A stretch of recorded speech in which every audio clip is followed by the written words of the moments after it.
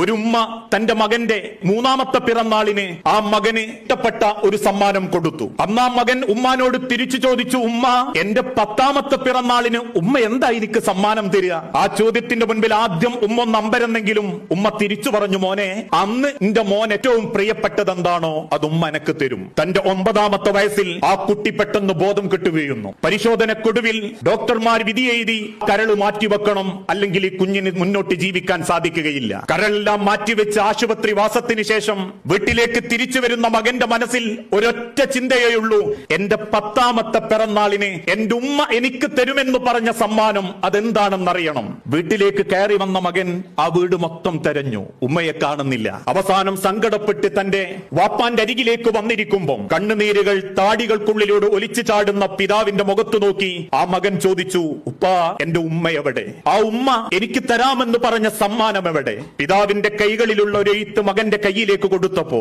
ആ എഴുത്ത് വായിച്ച മകൻ ഇങ്ങനെ വായിച്ചു, പൊന്നുമോനെ, മോൻ എന്നോട് ചോദിച്ചു 10ാമത്തെ പിറന്നാളിന് ഉമ്മ എന്താ എനിക്ക് സമ്മാനം തരിക എന്ന്. എങ്കിൽ നീ അറിഞ്ഞ മോനെ, നിന്റെ നെഞ്ചിന്റെ ഉള്ളിലുള്ള കരള് അത് ഉമ്മാന്റെ കരളാ മോനെ.